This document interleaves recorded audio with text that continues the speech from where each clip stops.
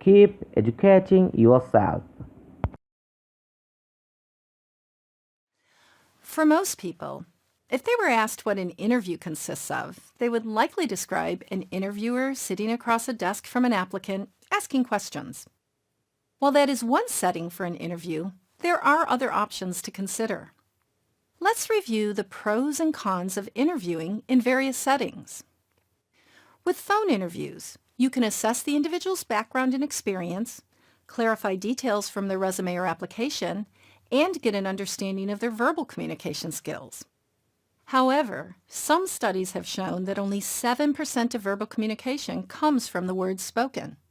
The bulk of what we learn about someone when we speak with them is expressed non-verbally. So while phone interviews tend to be much more cost-effective and can be scheduled more easily than face-to-face, they do not provide all of the information that one can get from sitting directly across from someone. Face-to-face interviews provide a better opportunity to assess an applicant, including their social cues and body language. And the applicant gets to experience the culture and environment of the company firsthand, providing valuable information they need to determine if the company is right for them. Face-to-face is also your best choice when there will be multiple interviewers meeting with an applicant in succession. Of course, there can be added expenses associated with face-to-face interviews, especially if the applicant is not located near the company. A third mode that is becoming more common is to use video conferencing technology. Video interviews provide an opportunity to pick up on social cues and nonverbal information that can be missed in a phone interview, but with much less expense to the company. Video interviews have their challenges as well. At times, the connection may not be clear, may have either the video or audio delayed, or can drop altogether. In addition, the candidate may be camera shy or may not be in a location that is convenient for video conferencing. For example, if the applicant works in a cube environment, it would be much better to schedule a phone interview during the day so that they can find a quiet place to take the call. Finally, the interviewer should be mindful that the candidate may be in their home when video conferencing. In those cases, it is essential to focus on the candidate themselves, not their surroundings. To help ensure that you have a successful video interview, it's a good idea to check your equipment ahead of time and to ask the candidate to do the same. I also recommend that you turn off alerts, alarms, and pop-up chat windows on your computer or device and use a headset. When determining which interview setting to use, keep in mind that ultimately, your goal is to make sure you get all of the information you need to determine whether the applicant is the right fit for the role, as well as provide a positive interview experience for the candidate.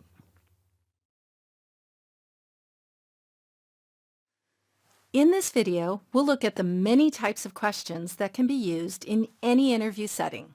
Each provides useful information. Let's start with fact-based or fact-finding questions. These are used to clarify information that the applicant provided regarding their experience, skills, credentials, either on their resume or their employment application. They generally are specific questions, such as, how many direct and indirect reports did you manage at your last company? Or, describe for me your skill level in Microsoft Access.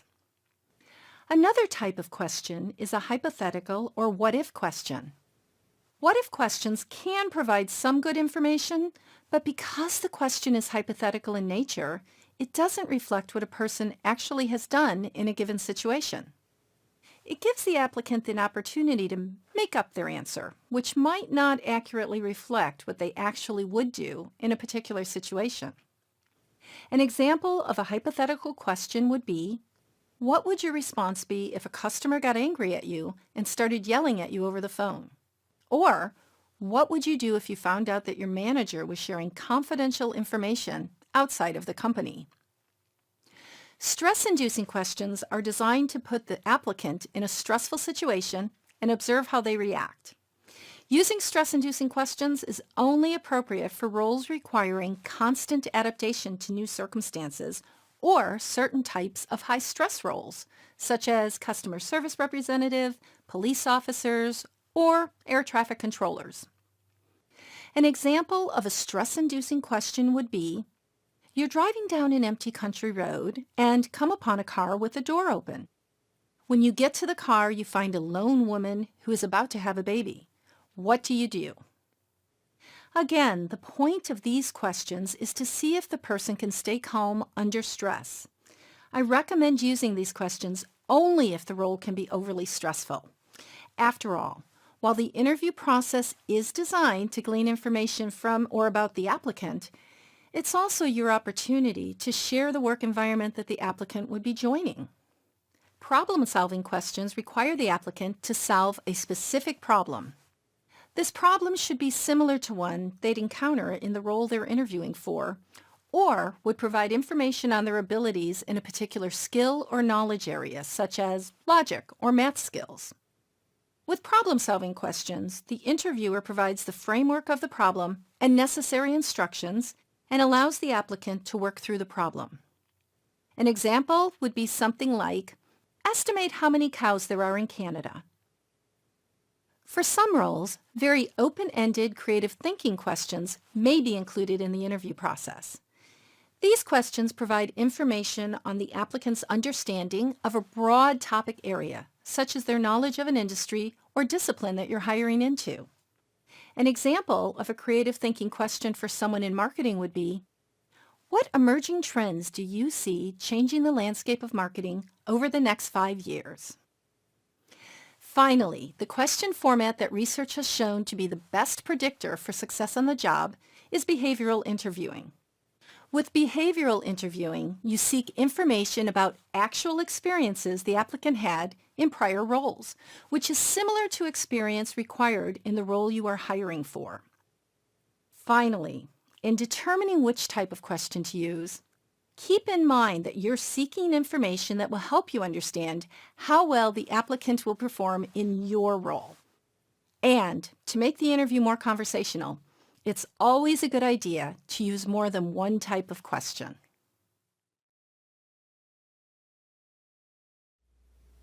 In this video, I'm going to explain how to use behavioral interviewing to increase the likelihood that you'll make good hiring decisions. If you've ever heard the old adage, the best predictor of future performance is past behavior, you have a good understanding of the basic premise of behavioral interviewing. It's the process of asking questions to get information from the applicant about past experiences, specifically past experiences that are similar to those they would encounter in the role you're hiring for.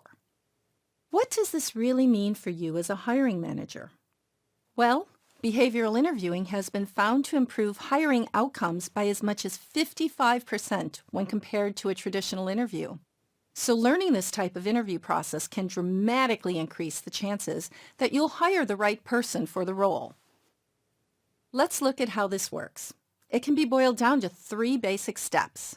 First, as the hiring manager, select the specific knowledge, skills, and qualifications that are critical for the applicant to have to do well in the new role.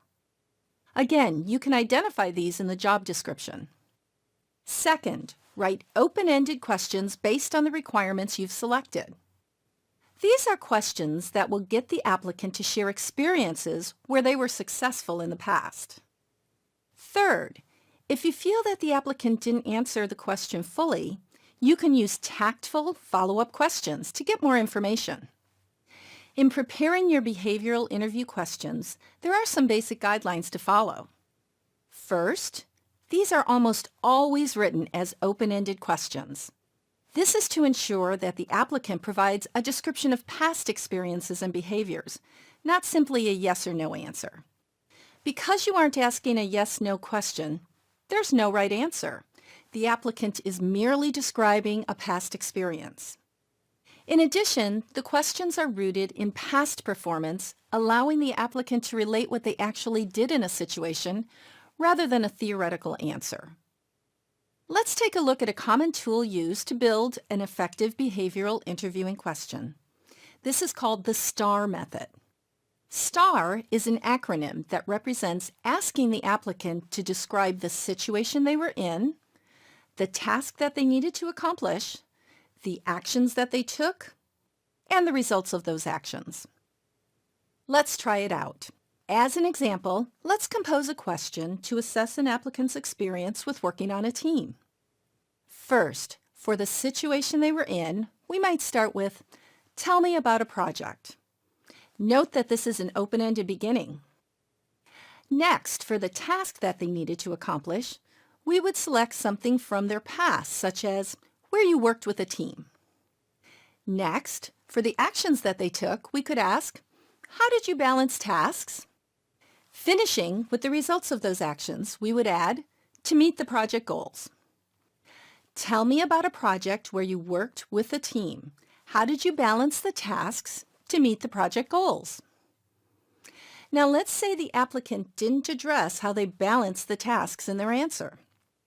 An example of a follow-up question might be, what project management tool or technique did you use to manage the tasks?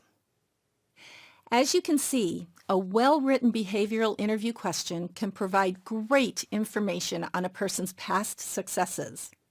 Investing the few extra minutes to create these types of questions will improve your chances of hiring the right person for the job. Now, let's focus on how we can be sure we're being fair and following U.S. federal guidelines when hiring folks. These are specific to the U.S., but many countries have similar guidelines. Now, you may want to grab a cup of coffee as we're going to have a short lesson on the laws that can affect your hiring practices. First, Title VII of the Civil Rights Act of 1964, which was amended in 1993, prohibits employment discrimination based on race, color, religion, sex, and national origin. Other federal laws which affect the hiring process include the Age Discrimination in Employment Act of 1967, which prohibits discrimination in employment against anyone 40 years of age or older, the Rehabilitation Act of 1973 and Title I of the Americans with Disabilities Act of 1990, which prohibits discrimination in employment based on a person's disability or if the person is perceived to have a disability. Others include the Pregnancy Discrimination Act, the Vietnam-era Veterans Readjustment Assistance Act, or VEVRA, and the Jobs for Veterans Act of 2003. Let's look at how this set of legislation affects our hiring practices. It's important to remember that the selection process for a given role in any company should be consistently applied to each applicant for that role. This is to ensure that the process is fair to all applicants. Also, we want to be sure that the process does not tread into any area that could potentially be discriminatory or considered inappropriate. Every question you ask should be job-related, whether the question appears on an application form or is asked in an interview. Avoid completely or use great caution if you have to ask questions that might touch in any of the following areas: race or color, national origin, ethnicity, religion, gender, age, criminal history, mental or physical disability, medical condition or pregnancy, sexual orientation, marital status or family, military or veteran status, compensation, and legal issues. This is quite a list. What do you do if you have to ask a question that may fall into a pitfall area? For example, what if an applicant is applying for a technical support role, where one of the requirements is to be on call on weekends? Some applicants may not be able to work on weekends due to their religious affiliation, which is protected under federal law. When asking the question, focus on the job requirement, such as, in this role, you will be required to work every other Saturday and Sunday. Are you able to meet that requirement? This way, you avoid asking directly about any topics that might make it difficult for the candidate to meet the requirement, such as their religious affiliation, but at the same time getting the information you need to make an appropriate hiring decision. Remember, you want to create a positive interview experience for the applicant and comply with all employment laws and regulations. Finally, If an applicant brings up subjects in one of these pitfall areas, it is best to simply steer the interview back to the work-related topics. Let's see what this looks like. And because of the weekly check-ins, we were able to rescue the project and release the product on time. All right, it sounds like you solved that problem. Now, this job requires 50% travel, which can mean traveling over the weekends. Are you able to meet that requirement? Well, I'm not sure how my wife would feel about that. We have kids, and they play soccer on the weekends. Might be kind of difficult. Okay. Now, I would like to focus on your customer service experience. Can you give me an example? Okay, so notice how the hiring manager did not make any comment or judgment about the response, but moved to the next question. In summary, here are some things to keep in mind. Ask questions related to the knowledge, skills, and qualifications of the role. Ask similar questions of each applicant you are interviewing for the role. When in doubt whether a question is appropriate or not, just don't ask. And if the applicant brings up subjects in one of the pitfall areas, it is best to simply steer the interview back to work-related topics. Finally, if you have any questions regarding the material covered in this course, it's a good idea to consult your HR department for further guidance. If you don't have an HR team on staff, consult an attorney who specializes in labor law.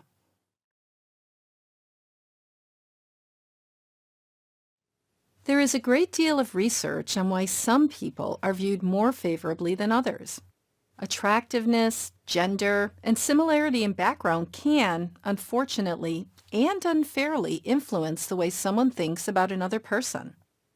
When interviewing, it is critical not to let these factors influence the hiring decision.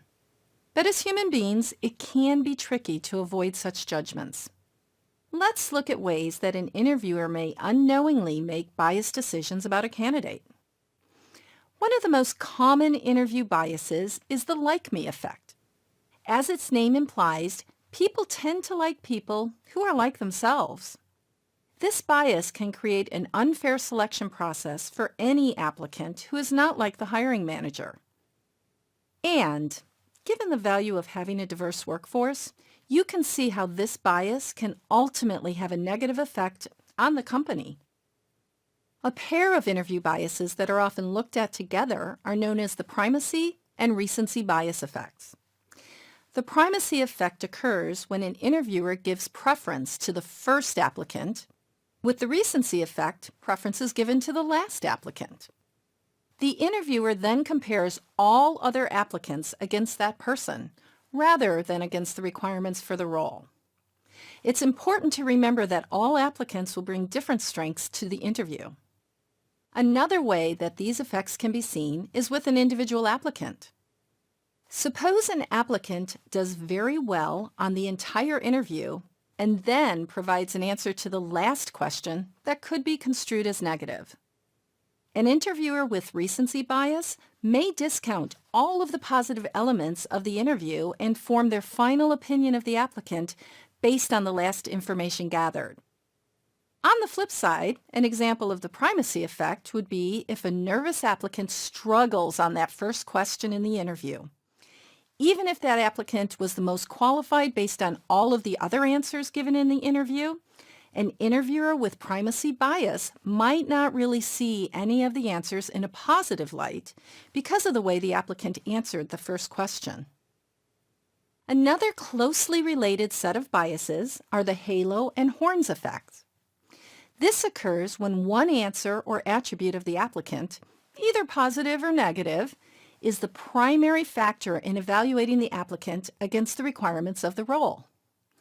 A halo effect is when one positive trait overshadows other negative information, and a horn effect is when one negative trait takes precedence over the many positive things that the applicant brings to the table.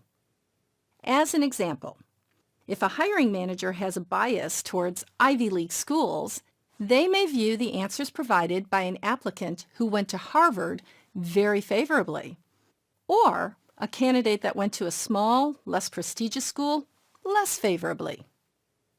There is a great deal of research on these common biases. One of the findings of the research is that the best way to avoid them is simply to be aware that they exist. Of course, a more tactical way to avoid these biases is to have an interview plan that provides a clear understanding of the knowledge, skills, and qualifications all candidates will be assessed against, and we'll cover that a little later in the course. I've presented some of the most common biases that can impact an interview. Remember, your job is to assess the candidates on a set of criteria, not through the lens of personal preference. Keep educating yourself.